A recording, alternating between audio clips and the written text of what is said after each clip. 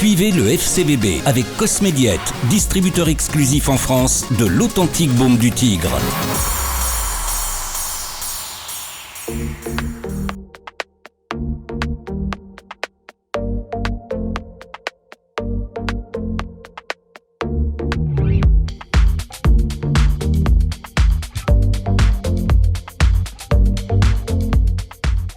Hervé, un derby comme on le dit, toujours c'est important, ça doit se gagner. On avait demandé également une réaction ce soir, peut-être le déclenchement de la suite pour le championnat du côté des Tigres caladois. Écoute, on espère, en tout cas c'est la volonté qu'on avait de déclencher notre championnat et de débuter notre championnat ce soir en l'emportant. On savait qu'il allait y avoir du monde, c'était un derby, il y avait tous les ingrédients en fait pour justement faire un gros match ce soir en termes de résultats et en termes d'intensité qu'on y a mis. C'est vrai que c'était un match âpre, hippique, où voilà, ça a été difficile. Je pense que le changement de système nous a facilité les choses. C'est vrai qu'en début de match, on n'était pas trop mal, mais on sentait qu'il y avait beaucoup de vitesse qui pouvait nous poser des problèmes devant. On avait prévu éventuellement de changer de système, c'est ce qu'on a fait. Et à partir de là, je pense que la victoire a été logique. L'avantage qu'on a eu, c'est de revenir juste avant la mi-temps, et ça nous a vraiment fait du bien. Et on sentait l'équipe adverse qui arrivait plus à s'organiser par rapport à notre système. On savait qu'en deuxième mi-temps, si on mettait le deuxième, on allait l'emporter. C'est ce qui s'est produit. Après, on a douté un peu sur la dernière. Ils peuvent revenir, il faut une barre. Mais malgré tout, je pense que sur l'ensemble du match, la victoire est logique.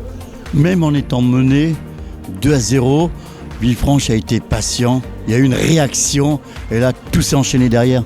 Oui, on a eu une très bonne réaction, mais on sentait que le changement de système les a vraiment fait douter.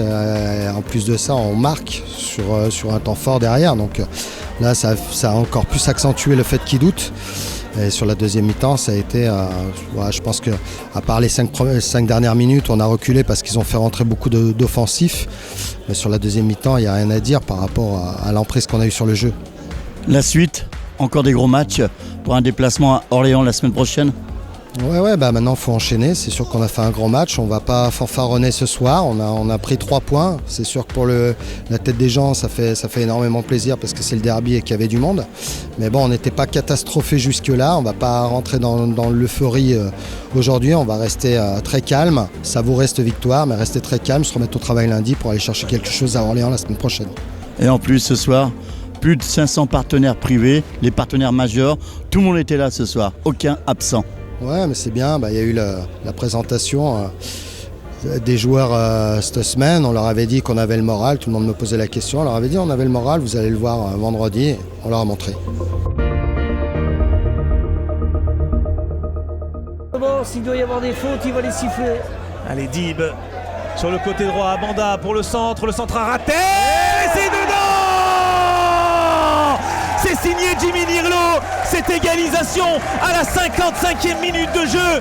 Et franchement, Pascal, c'est mérité sur la physionomie de cette seconde période. On ne s'ennuie pas depuis le début. Rémi Sergio, le corner, c'est parti jusqu'au point de pénalty. 3-2.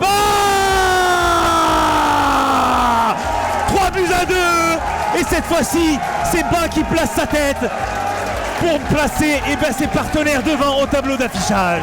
Et Dembélé, le centre de Dembélé, il trouve pas preneur dans un premier temps, c'est pas terminé. Le nouveau centre à venir, la tête, la barre transversale. Oh, quelle occasion à la 89e. Allez, c'est parti ce corner au premier poteau et ça va passer à côté. Et c'est terminé, Pascal. Victoire du FC Villefranche-Beaujolais face à Bourg-en-Bresse, 3-2.